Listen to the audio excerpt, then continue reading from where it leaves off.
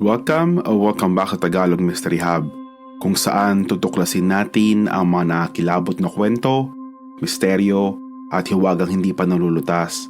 Huwag kalimutang mag-subscribe at pinutin ang notification bell para sa mas marami pang kwentong punong-puno ng kababalaghan at misteryo.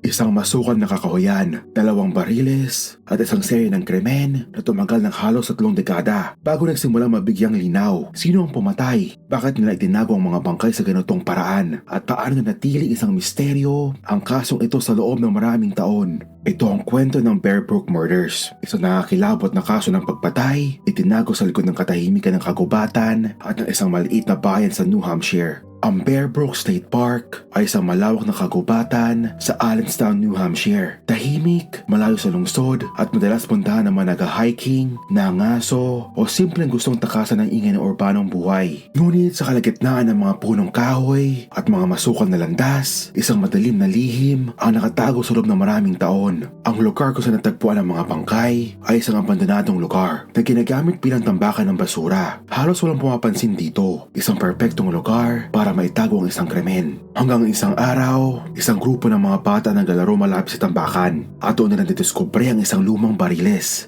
November 10, 1985, isang opisyal ng pulisya ang ipinatawag upang siyasatin ang iniwang bariles sa kakahuyan. At nang ito ay buksan, doon lumabas sa isang tanawin na tila galing sa isang bangungot. Sa loob nito, 2 bangkay ng mga babae, parehong naagnas na. Wala ni isang pagkakakilanlan at di alam kung paano sila napunta roon. Ang mas nakakakilabot, walang naiwang ebidensya na kung sino ang may gawa. Sinubukan ng mga otoridad na alamin kung sino ang mga biktima, pero walang fingerprint matches. Walang missing persons report at tugma at tila walang gustong lumantad upang sabihin kung sino sila dahil walang malinaw na lead, unti-unti lumamig ang kaso. May 9, 2000, makalipas ang 15 taon, isang detective ang muling bumalik sa lugar ng krimen upang magsiyasat at sa kanyang paghahanap, nakatagpo siya ng isa pang bariles sa hindi kalayuan mula sa unang natagpuan. Nang ito'y buksan, 2 mas maliit na katawan ang nakita. 2 bata, parehong hindi nakilala, 4 na biktima, 2 dekada at hanggang ngayon, wala pa rin kasagutan kung sino ang gumawa nito at bakit. Dahil sa misteryosong paraan ng pagkatago ng mga bangkay, maraming teoryang lumitaw. May mga nagsasabi na ito ay gawain ng isang serial killer na marahil ay ginagamit ng kagubatan bilang isang dumping ground para sa kanyang mga biktima. Ang ilan naman ay naniniwalang ito ay kaso ng isang taong malapit sa mga biktima na siniguradong hindi sila matutunton sa pamamagitan ng pagputol sa anumang koneksyon sa kanila. Ngunit ang pinaka nakakapagtaka ay bakit tila walang naghahanap sa mga biktima? Paano naglahong 4 na tao nang walang sinumang naghanap sa kanila? Sa loob ng maraming taon,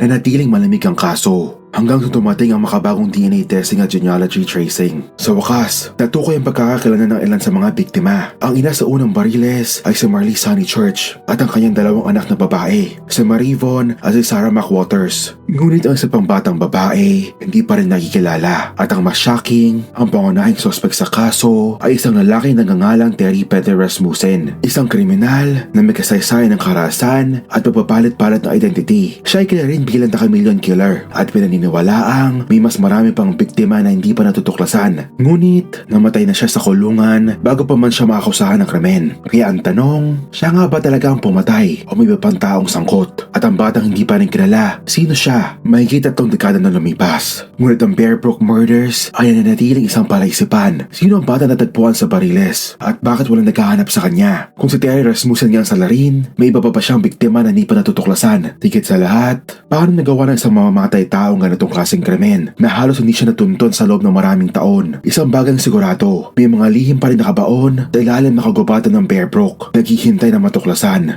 Ano ang palagay mo sa kasong ito? Posible kayang may iba pang biktima? At bakit tila may gustong itagong katotohanan? I-comment ang iyong opinion sa ibaba. Kung nagustuhan mo ang kwentong ito, mag-like at mag-subscribe para sa mas marami pang kwento ng misteryo tulad nito. Hanggang sa muli, ito ang Tagalog Mystery Hub. Paalam!